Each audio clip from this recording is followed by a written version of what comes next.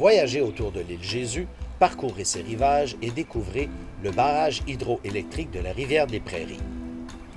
Construit entre 1928 et 1930, cette centrale hydroélectrique est l'une des plus vieilles encore en usage au Québec.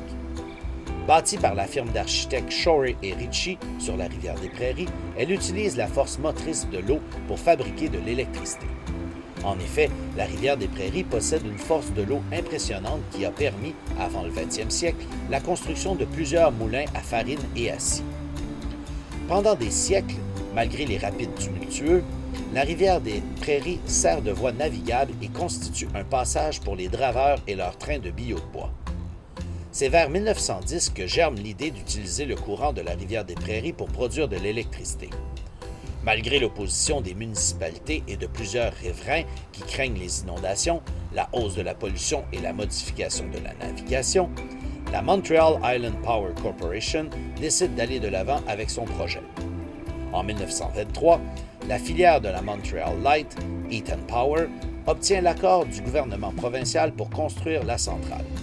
Les travaux débutent en 1928 et durent 2 ans et modifient considérablement le paysage environnant. Malgré les prévisions des ingénieurs, la hausse des eaux causée par l'érection du barrage provoque régulièrement d'importantes inondations, même sur les terrains les plus à l'ouest. Les rapides du Sault-au-Récollet sont noyés et la crue des eaux érode les berges, abîmant les fondations du moulin du Crochet qui est démoli en novembre 1930. De multiples négociations et plusieurs poursuites judiciaires seront entreprises entre la municipalité, des citoyens et la Montreal Light Eaton Power, qui sera condamnée à verser des indemnités aux plaignants.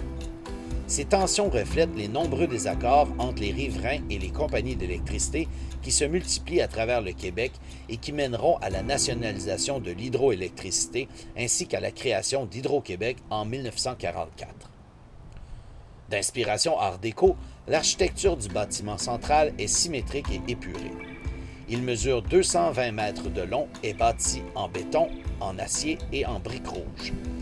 La centrale au fil de l'eau, c'est-à-dire qu'elle n'a pas de réservoir, contient 6 turbines, s'étend sur 5,6 km et sa construction a coûté 14 millions de dollars.